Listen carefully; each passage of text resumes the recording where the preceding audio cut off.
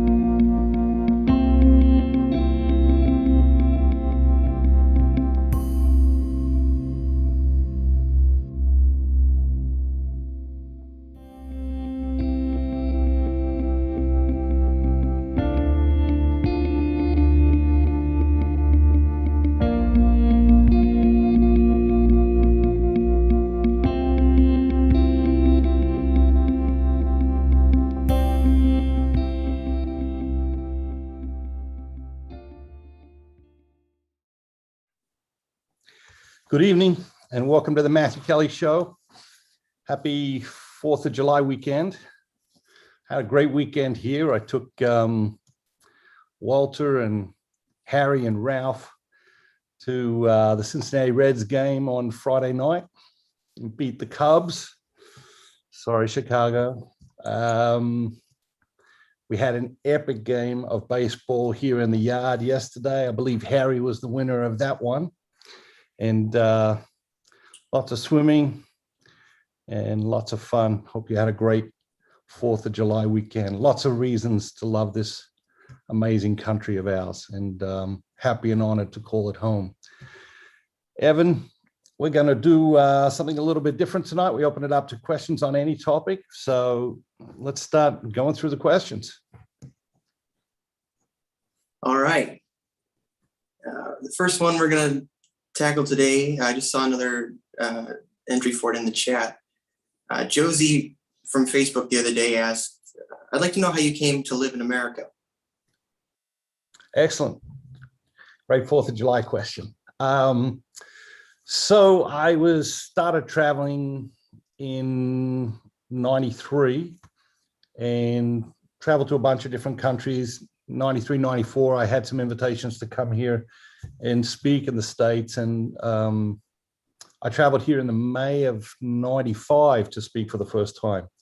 And I still remember the first night I spoke in Dallas, and it's just a completely different experience. I'd been in almost 20 countries speaking before I came to the United States, and just the audience was just different. It was just, I'd been a lot in Europe, I'd been in Asia, Australasia, obviously at home in Australia.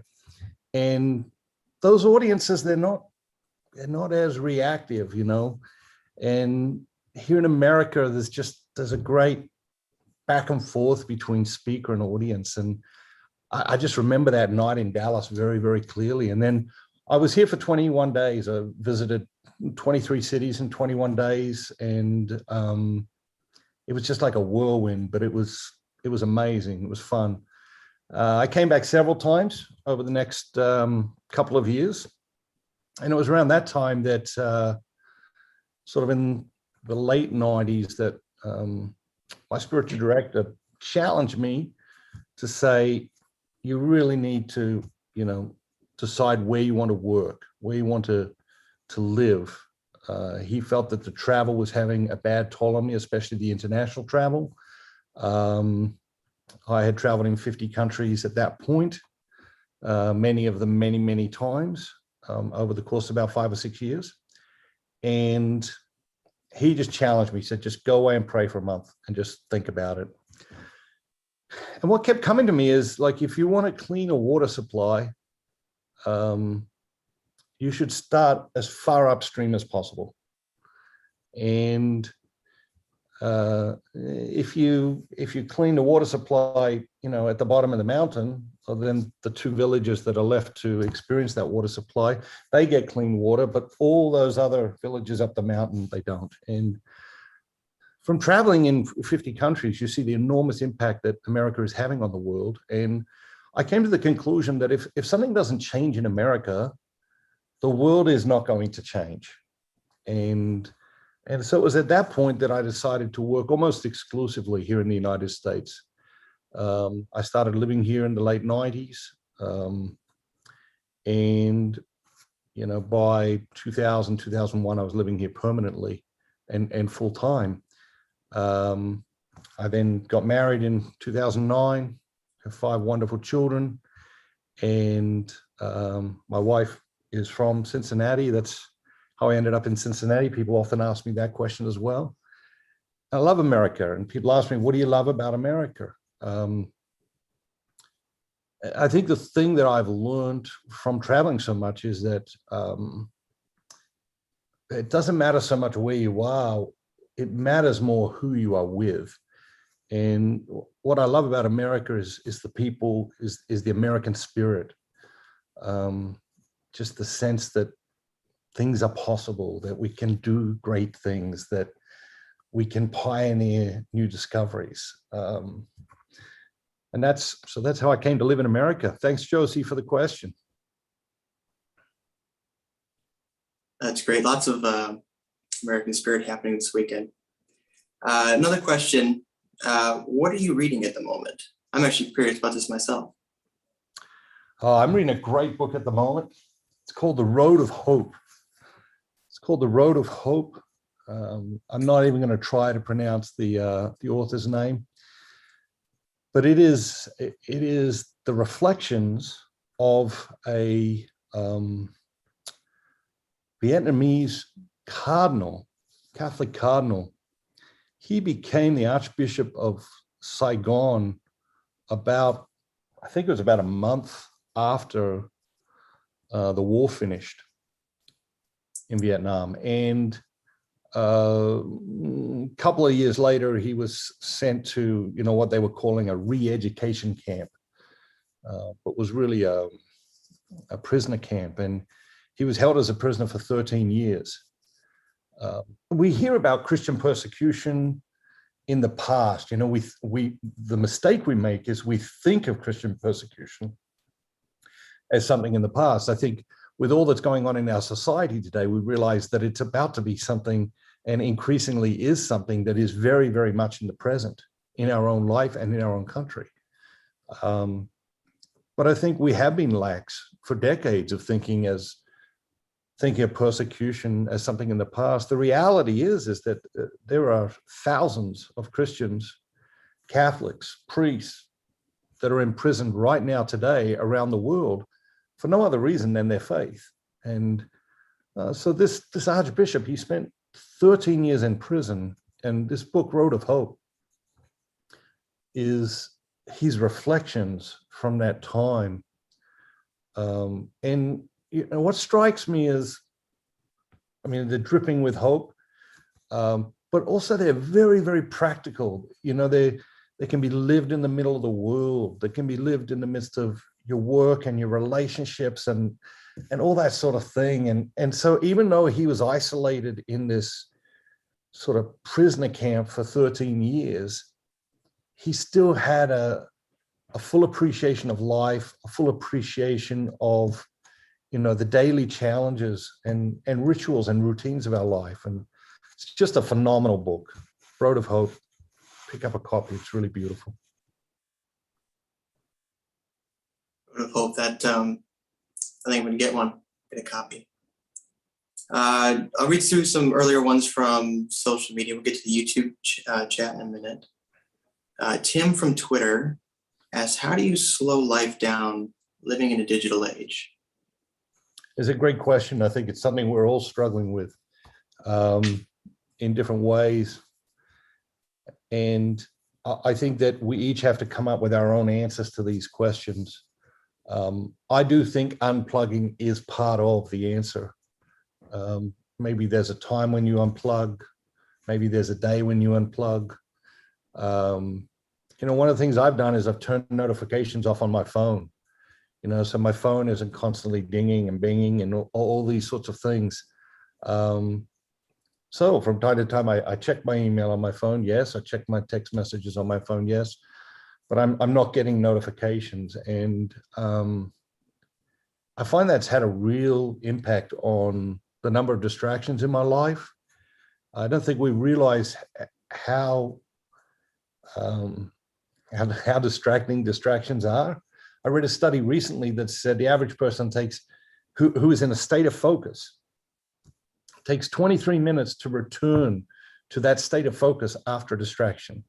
Okay, so if you think about all the distractions in our lives, most people in the course of a day, in the course of a work day, are probably never getting to a state of focus. And if they do, a distraction can take them out of that instantly, and it can take as long as 23 minutes to return to that. So I think little things like that can have an enormous impact. And as I've said, in many scenarios on many topics before, don't let what you can't do interfere with what you can do. Find some small thing that you can do this week and apply that. You don't have to overhaul all the technology in your life, but do something like the notifications thing, or just say, hey, I'm only going to check my email on my phone at these times of the day. I don't think there's any universal rules that can be shared, but I do think each of us need to find what works for us. I can attest to turning the notifications off a little bit myself. Definitely made a huge difference. Moving on, another question here. I heard you talk about the difference between pleasure and happiness in the past, but can you give us a refresher? Yeah, it's a great topic. One of my favorite topics. We're on a quest for happiness, and we're on a quest for happiness because we are created for happiness. God created us for happiness. And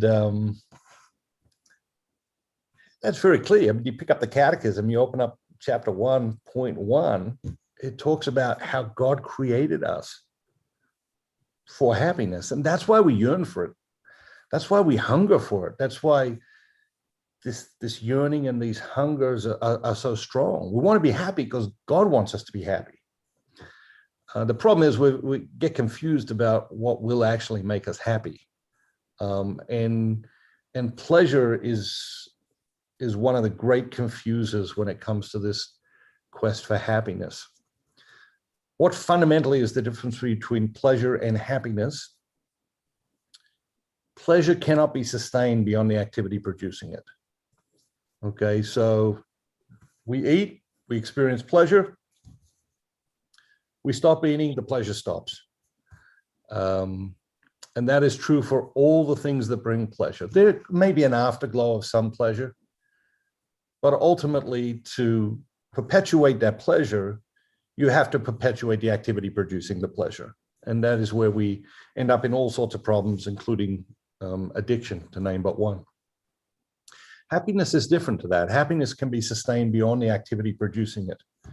So for example, you go for a run. You don't feel like going for a run, or you go for a walk, or you go to the gym. You don't feel like it, but you force yourself to do it.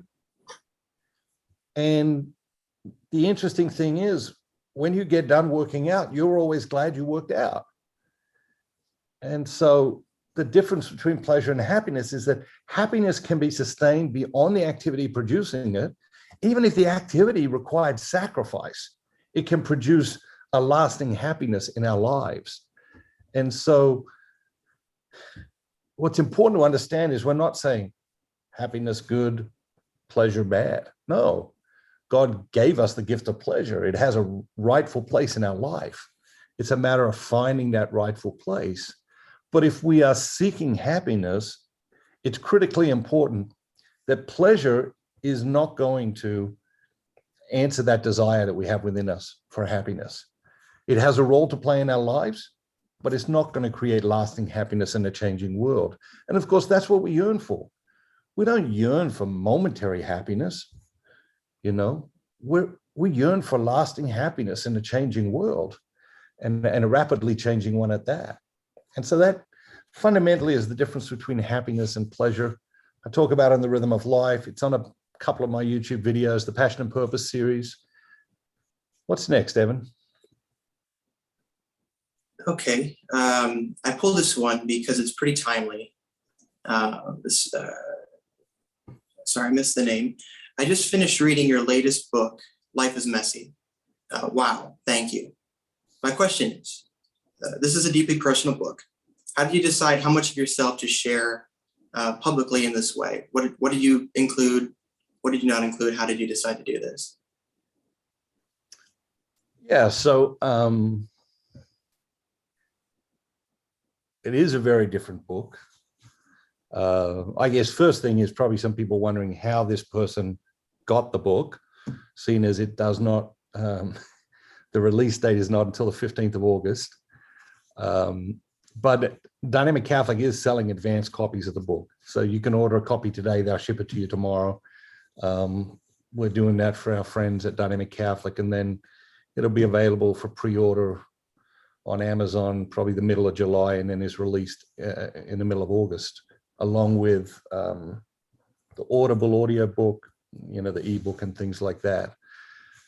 But it's a great question. This is a very different book. It's a book that is drawn from my personal journals. from a very difficult time in my life. And, you know, how do I decide what to include, what not to include? My hope is that the reader will get to the end of the book and say, wow, this is a book about me. Not get to the end of the book and say, wow, that's a book about Matthew Kelly and his life and his struggles. Certainly, I talk about my life, I talk about my struggles, heartaches, and, you know, those sorts of things. But what I try to do is share enough of that to be helpful, to share enough of that to help the reader sort of get into the part of their life that I'm trying to lead them into. But not share so much that it becomes a book about me.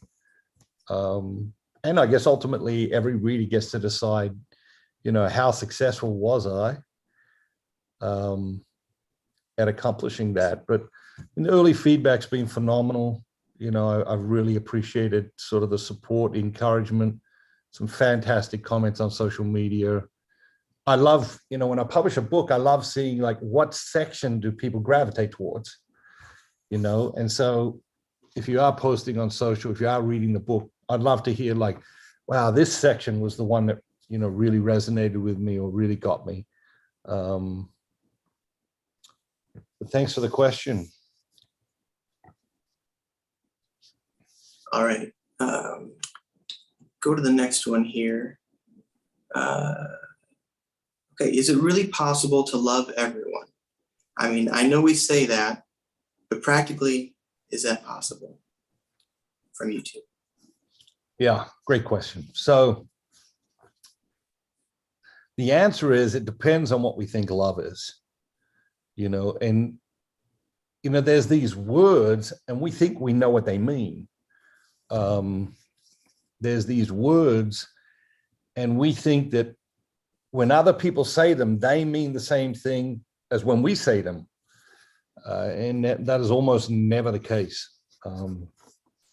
And love is, you know, one of the things that our society is more confused about than ever before, and maybe than anything.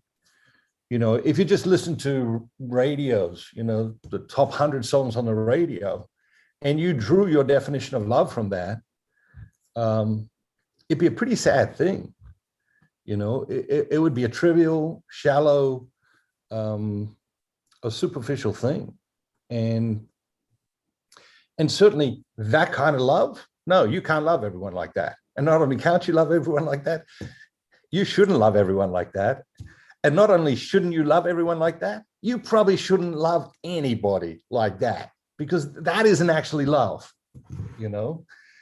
And when you get down to it, why is this sort of poverty of our understanding of love in popular culture? Because it tends to focus on ourselves. And that isn't what love is all about, you know. The great teachers, the great philosophers essentially came to the conclusion that to love is to will the good of the other person, okay? To love is to will the good of the other person. To love is to want good things for the other person. And if we understand love in that context, then yes, it is possible to love everybody. It is possible to desire good things for everybody, even people, you know, that you don't like, and there's going to be plenty of them, you know, even people that you don't get along with at work, even relatives that, you know, cause problems every time the family get together, even people who have harmed you, you know. It is still possible to love them in the sense of willing good things for them, desiring for good things to happen to them and for them and in them. And if we understand love in that context, then yes, it really is possible to love everyone. That's there's definitely some things to take away from that. To will the good of the other person. Powerful. So we got some great questions here tonight. And here's another one. I'm struggling to find time to pray each day. For years it wasn't a problem, but for months now it's been a struggle. Do you have any advice? Yeah, okay. So firstly, to realize this is not unique, you know. You're not malfunctioning. There isn't something wrong with you. You know, that this happens to everyone at different times in their lives and in their spiritual journey. What I pick up on the question is, you know, it wasn't a problem for many years. And so, but for months now, it has been a problem. And so what I would ask is like, what happened there? You know, when it started to be a problem, what happened there? It's like, if you go to the doctor and you say, doctor, I got a sore leg, my leg hurts. What does the doctor do? He says, well, where does it hurt? You know, when did it start hurting? You know, and you say, well, a few months ago. He says, well, what happened a few months ago? And you're like, oh, I don't know, or I was playing with the kids in the yard and slipped over or something like that. So I'd look at that time in your life where that did change. There may be something there, it may not be. And then I would ask myself, okay, what time of the day am I dedicating to prayer? Do I need to mix that up? And there may be a time in your life where you pray every morning. That's the time. There may be a time in your life where you pray on your lunch break. There may be a time in your life where you pray in the evening. In different seasons of our lives, God calls us to different routines and rituals in the spiritual life, and that's okay. But we need to pay attention to that. And so, if you're struggling in this, it's more critical than ever that you give your best time each day to prayer. That you increase your chances of success by saying, okay, when is the time in my day where I'm most likely not going to be called away, not going to be distracted, not going to fall asleep, and to go through some of these sort of fundamentals that we think about maybe very early on in the spiritual life, but we can forget or neglect or overlook as we get deeper into our spiritual journey. And so I just encourage you to say, okay, when is the best time for me to pray? And am I making it, I think the next step, am I making it a priority? Is it a sacred priority on my calendar? Is it even on my calendar? Most of the time we don't put the most important things in our lives on our calendars. We put all the other stuff on our calendars, you know, and then the most important things get crowded out of our lives. And so if you're having this struggle, I think put it on your calendar, make sure you're giving it the right time. And if you're not sure what the right time is, try some different things. Try one time for a week, then try another time for a week.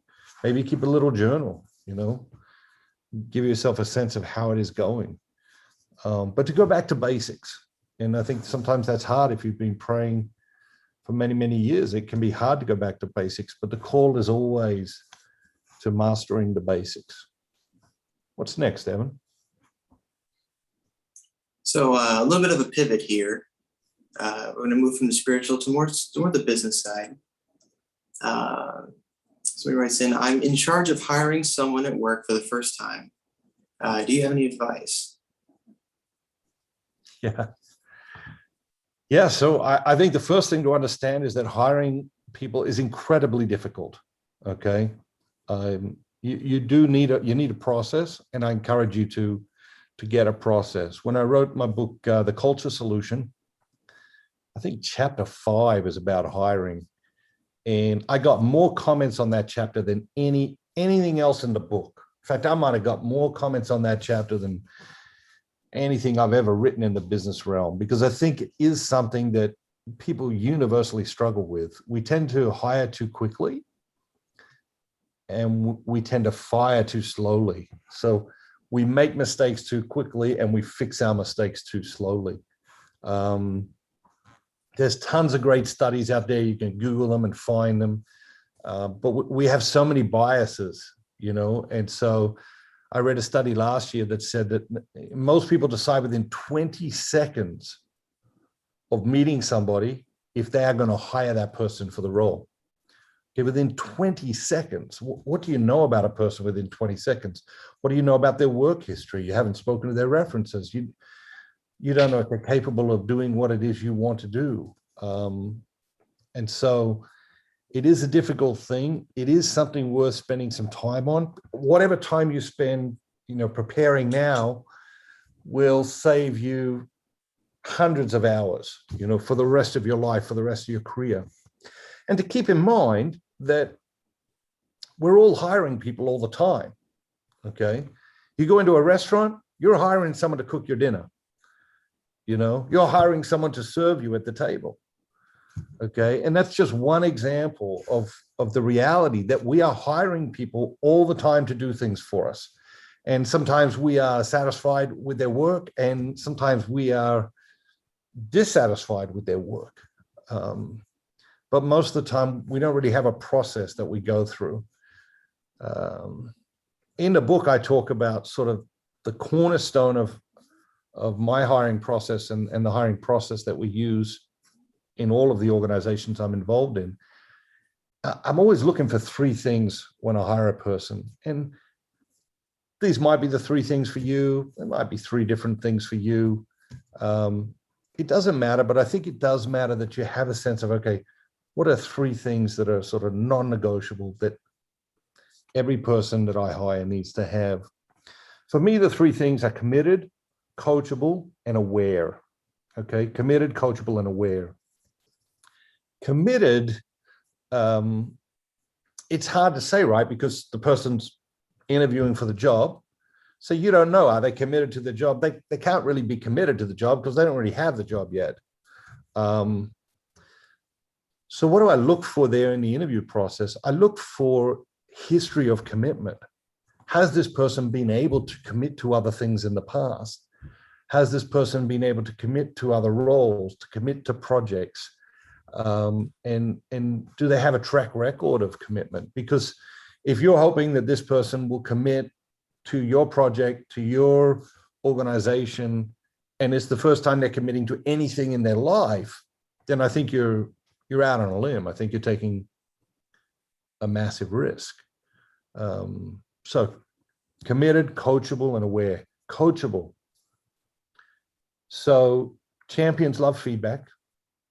I've seen that, in my consulting work. I've had the chance to work with, major league teams across many disciplines. And, champions love feedback. They're like, what can I do better, coach? How can I do it better, coach? I need an extra half a second, coach. Where do I get it from? What do you see that I'm not seeing, coach? So they're coachable. And in the corporate world, we don't have a really good feedback loop. In the culture solution, I talk about the idea of an annual review, which I think is a complete waste of time, because it's the slowest feedback loop in the history of the world. The reality is we need to shorten that feedback loop. It needs to be a very short feedback loop. Professional athletes, they get feedback all the time, I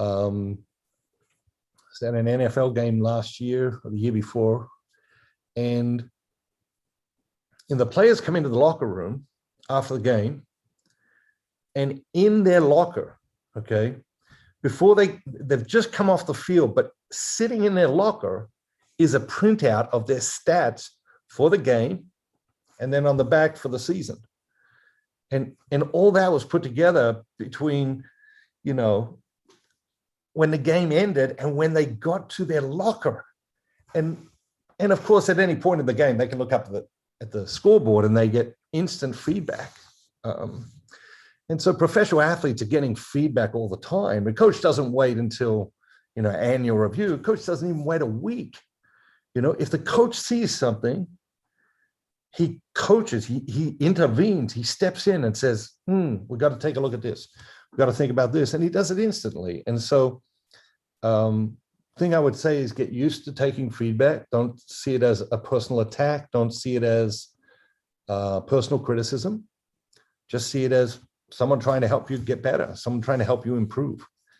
And secondly, to get good at giving feedback, which is difficult because nobody teaches us how to do it.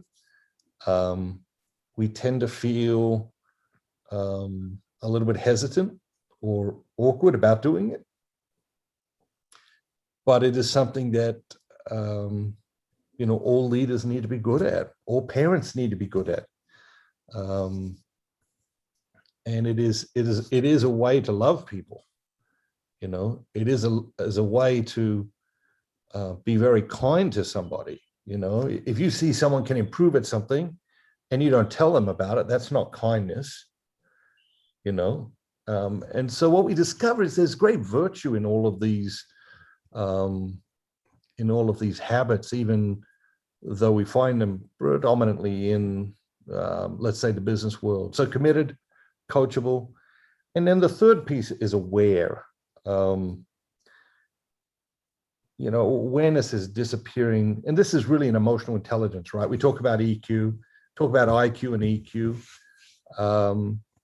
Emotional intelligence. Very often people talk about emotional intelligence, but when you say to them, okay, what is that? It's emotional intelligence. Okay, yeah, but give me an example of emotional intelligence. Well, emotional intelligence. No, I don't know. That's why I'm asking.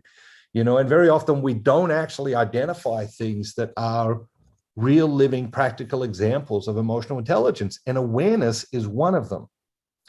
Okay. What is it? Are we aware of what's going on around us? Are we aware of what's going on inside us?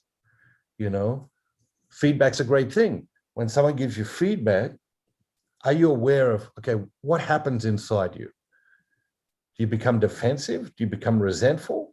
Do you become grateful? Do you become hopeful because you can get better through that feedback? How are you reacting internally to that feedback? And are you aware of that? So are you aware of what's happening within you? Are you aware of what's happening around you? We all know people who never let you get a word into a conversation. Are they aware of that? Probably not. And we all know people who have different, in fact, we all are people who have different quirky behaviors, and we're not aware of how they're affecting other people in different situations and different circumstances. And so this awareness is critical. It's especially critical on a team, and that team could be, marriage, a family, or that team could be work, organization, or a project. But to be aware of, okay, this is my work.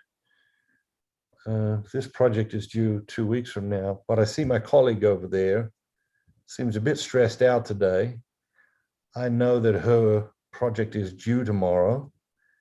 Maybe there's something I can help her with today to, relieve some of the stress that's going on in her life and at work. And it may be she's just stressed out about the project. It may be she's stressed out about, she just found out her dad is sick, or something else in her personal life that is causing that distraction. So, and that stress more than distraction. So they're the three things I look for when I'm hiring someone: committed, coachable, aware.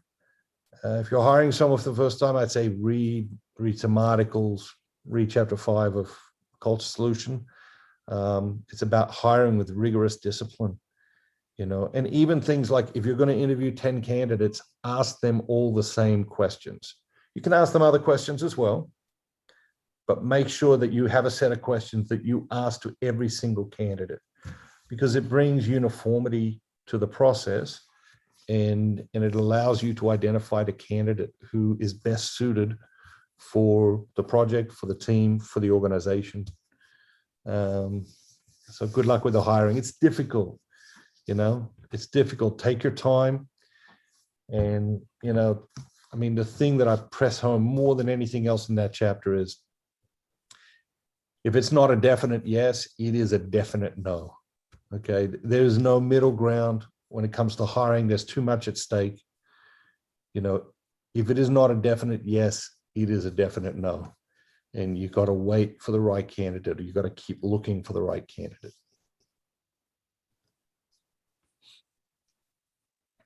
Yeah, that if it's not a definite yes, it's a definite no. It's a principle you can take in other parts of your life as well.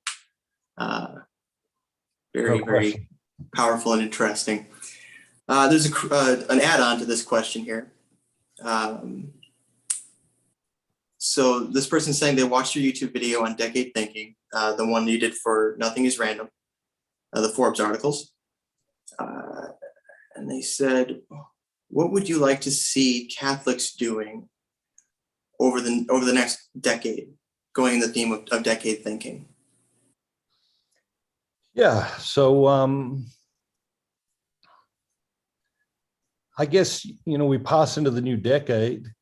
Part of what I'd like to see is a much greater intentionality. This decade is before us. What's the plan? What are we doing? What's the goal? How do we want the church to be different 10 years from now than it is today? Or the church in America to be different now than 10 years from now than it is today? What do we want to have accomplished in 10 years? I think that people are hungry for,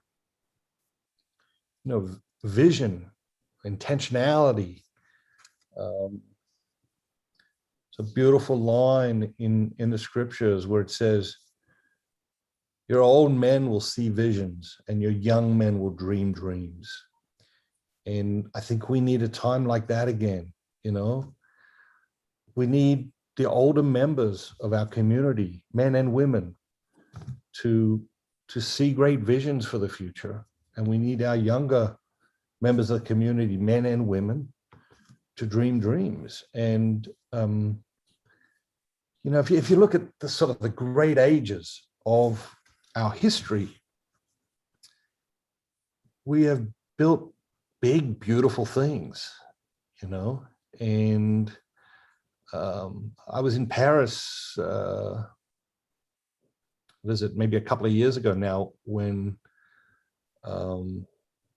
Cathedral of Notre Dame caught on fire and was burning. And literally standing in the window of my hotel, watching this astounding devastation.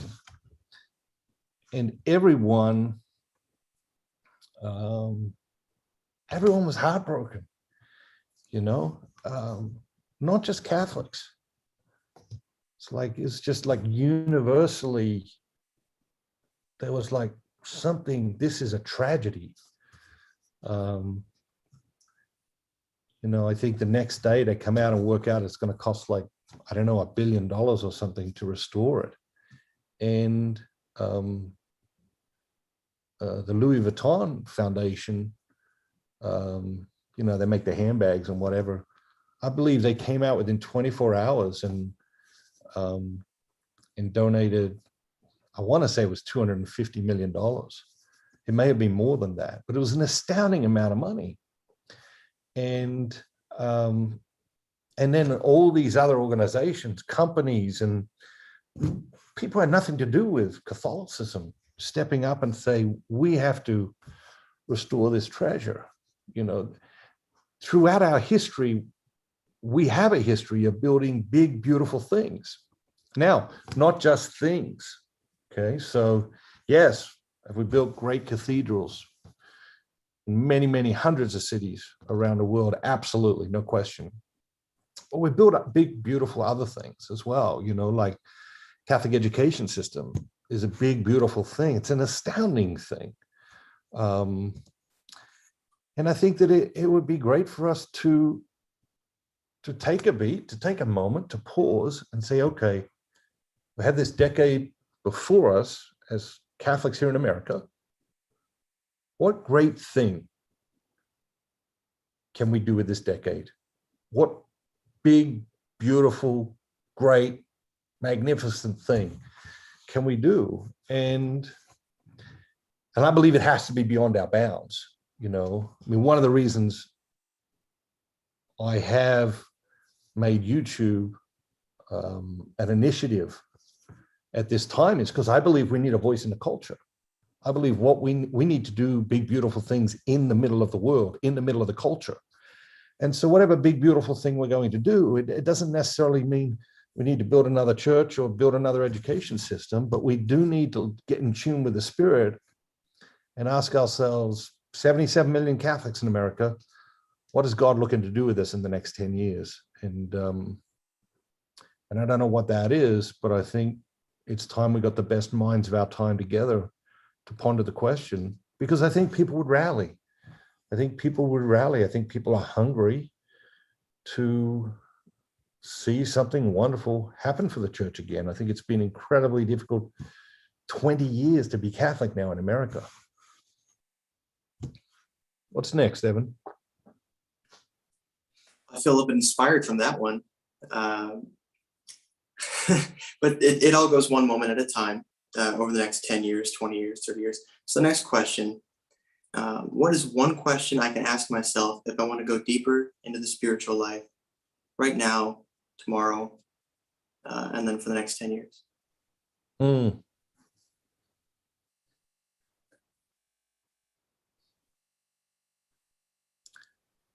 I think there's many. I think one is like, what are you afraid of?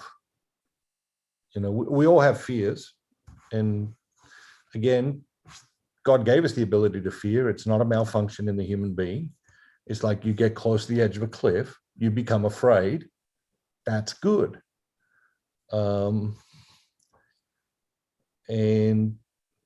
that means that your system is functioning properly.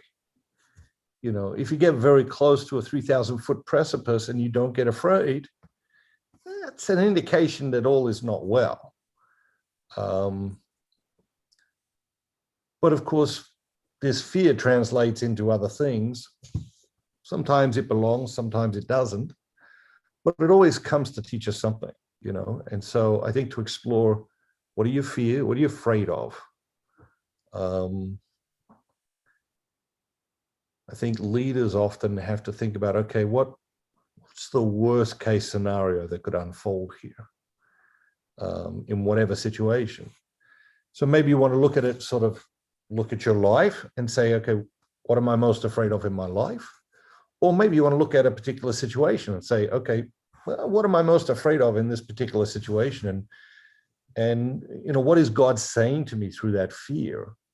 How is that fear inviting me to surrender more, to trust more, to do something differently, to step away from the precipice? Because I do believe that, God sends messengers like fear into our lives to teach us something. And fear is a very powerful one. So I think if you want to grow in your spiritual life, I'd say one of the questions is, what are you afraid of? Another one I give you is like, what's motivating you? What's driving you at this time in your life? And you can look at your life in a macro sense and ask that question, or you can look at a specific situation. You could look at what's happening at work, or you can look at what's happening in a relationship with a friend, with a spouse, with a child, and say, okay, what's driving me here? What is my motive? And what we discover is we have many motives, as we talked about last week. So I think there are two questions that can lead us to very deep places in the spiritual life. You always ask these challenging questions. That fear isn't bad. It's such a cognitive dissonance. Something definitely to chew on here. Another question. I realized I wasn't reading the names before, but Debbie asks, how do you put all your faith in Jesus when, as a woman, I'm the only breadwinner in the house, and I do not feel very sure of my job lately. They have been laying off a lot of people, and I do not feel secure. I have a daughter that works part-time and takes care of her son. What is your advice? So it's heartbreaking, right? It's like two sentences, and it is heartbreaking, and this is one story of, I think, millions of stories that are unfolding in our culture at the moment, where people do feel exposed, they do feel vulnerable, they do feel legitimately afraid, for their safety, security in many forms. I think Debbie started a question like, how do you put all your faith in God, or how do you put all your faith in Jesus? The answer is it's incredibly difficult. And it's relatively easy when things are going well in our life, never easy, but relative to the situation you're describing, it's much easier when things are going well in our life to say, trust in God. I know God's got my back. I know God will provide. I know God will take care of us. But I give you a couple of things to think about, Debbie. One, spiritual, and then, something else that is practical. From a spiritual point of view,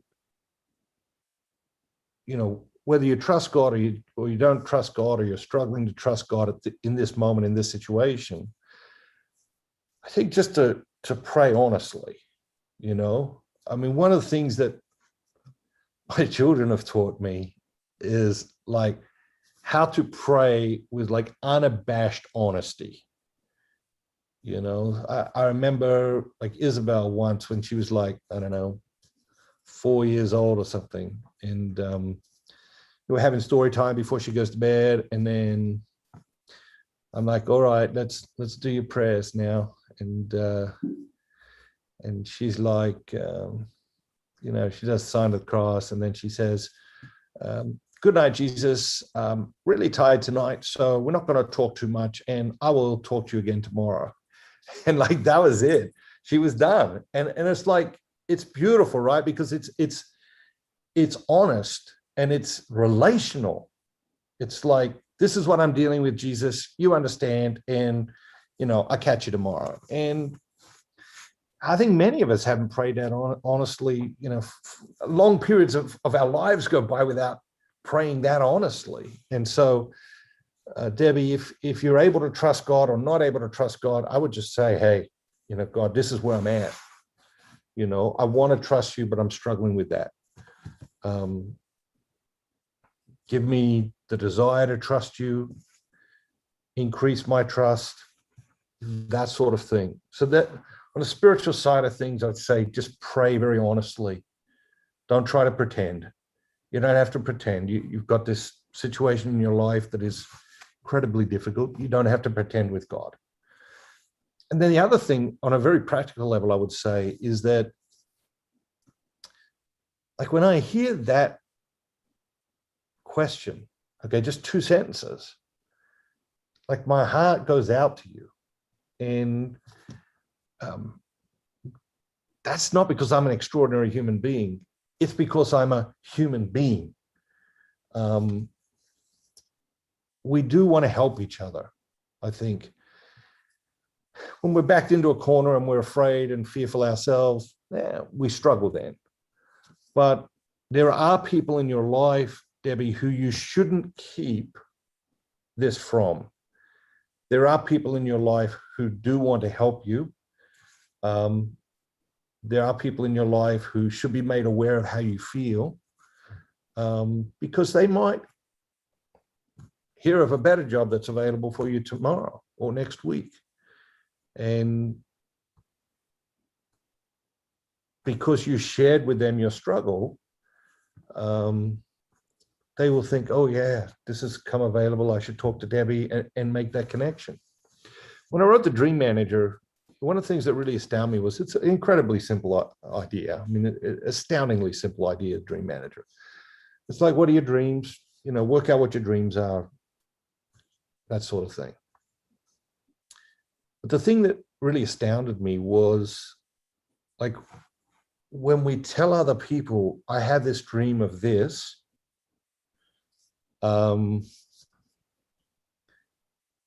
most people's reaction is, how can I help?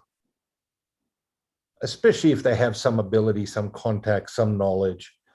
You know, if you say to someone, oh, my dream is to run a marathon, and that person's run 5 marathons, that person's natural instinct is to say, I want to help you with that. You know, you should visit this website, you should read this book, you know, you should watch this video about training. That's the healthy, natural human instinct when we hear about other people's dreams. It's also the healthy, natural human instinct when we hear about other people's struggles and sufferings. And so, not to keep this to yourself, Debbie, but to share it with not the whole world, but there are certain people in your life that you will feel called to share it with. Share it with them. Share it with them bravely. Share it with them boldly, because it may be that God is bringing those people into your life to help you in this situation. And then the last thing I would say is this, is that you describe the situation, you know what you're afraid of in that situation.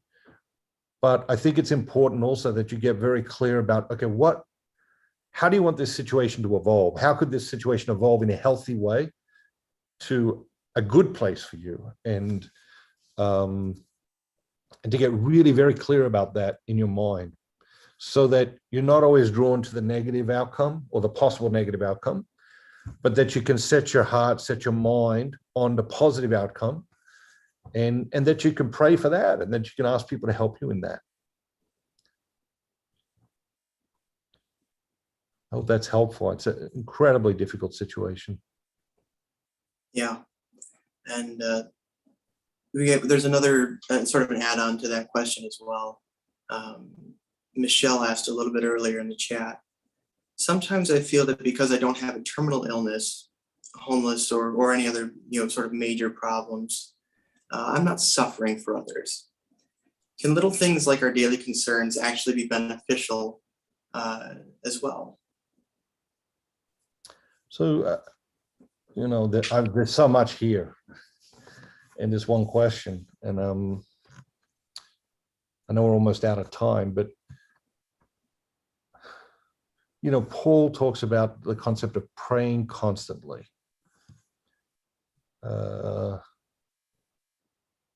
We can't all just go into our churches and pray all the time. It's clear that that is not what Paul meant. So what did he mean? He meant that every honest human activity can be transformed into prayer. You changing the baby's diaper, that can be a prayer. Someone charges in front of you in the supermarket, that can be a prayer. Your flight gets delayed, that can be a prayer. Everything, an hour of work can be a prayer. Everything can be transformed into prayer. And so I think comparisons are worthless in a world of individuals. I think to compare yourself, or certainly your suffering, to someone else's suffering, I think is a mistake, because the reality is you're only taking a look at one part of your life, and there are different seasons in our lives, and there are seasons of preparation and there are seasons of participation. And this may be a season of preparation for you. God may be strengthening you.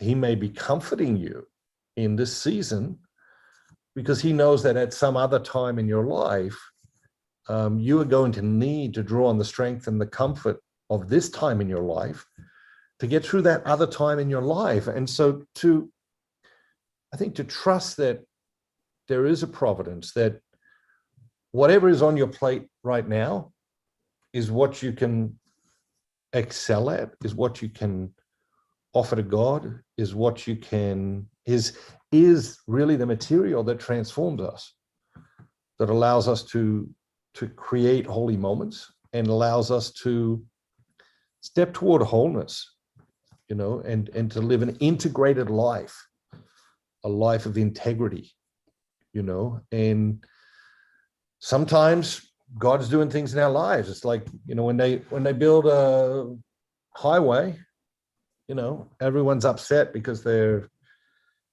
construction and there's traffic and there's these sorts of things. When the highway's finished, thousands and thousands, hundreds of thousands of cars can move down that highway very, very quickly. And so sometimes in your life, God is building spiritual infrastructure. And he might be doing that right now. He's building spiritual infrastructure so that, great things can be built upon that infrastructure at another time in your life. We have time for one more, Evan? I think so. Hopefully this one you can answer in a couple of minutes. Joseph on YouTube asks, do I need to plan time for doing nothing? What do I do with silence? Talking about the classroom of silence. I feel like I have to fill my time or it is wasted. Is it okay to have a full schedule of good things? Or is that just a euphemism for being too busy? Yeah, okay. So I think I saw this last week and we didn't get to this question. So I appreciate you catching that. I think that I think we do need time, white space, I call it, on our schedule. I think good things can happen when we have white space on our schedule, especially in relationships, but also creatively. Most people are much more creative than they realize. Most people are much more innovative than they realize. Most people have no time for creativity and innovation in their lives and on their schedule. And that creativity and innovation can express itself in many, many different ways. Yes, it can express itself at work, but it can also express itself, in a romantic relationship. It can express itself in parenting. It can express itself, as a mentor, as a coach, in just so many different ways. So I do think you need to plan time, not to do nothing as you describe it, but to plan time when nothing is scheduled. And then when you come to that time, maybe it's an hour, maybe it's 2 hours, maybe it's a whole day, I don't know. Different for different people at different stages of their life, depending on what their commitments are at that time in their life. But when you come to that time with nothing planned and nothing scheduled, sort of this carefree timelessness that I've talked about, then just to have a moment of prayer and say, hey, God, here I am. I've got this day, I've got this hour or 2 hours, whatever it is. What do you want me to do with it? What it does is it teaches us to live in the present moment. So much of our lives are scheduled, and my life, as much as anyone else, maybe more than anyone else, there's just a lot of things that are scheduled, and we need these experiences to help us learn to live in the present moment. Can it be awkward? Yes. Fumble around the first few times? Yeah, maybe, probably. Is the silence and the solitude of that intimidating to many people? Yeah, it is. And I think to be open about that, to be honest about that,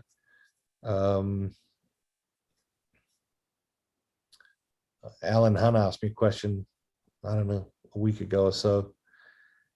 He says, like, sort of, how do you get a take on sort of where you are in life? How restless you are or how at peace you are. And I said to him, I got this really good litmus test. All I do is I sit down in a chair and I sit still and I see how long I can stay there for. And sometimes I'm agitated and irritated and so restless I can't even stay there for 3 minutes. And on other days I could just sit there for the whole day. And so sometimes, it's amazing spiritual experience just to sit still, just to sit quiet, just to sit alone, just to be with God, just to be, and let amazing things happen. It's 9 o'clock. Thank you for joining us. Have a fantastic week. God bless you and all those you love. God bless America. And I look forward to seeing you again next week.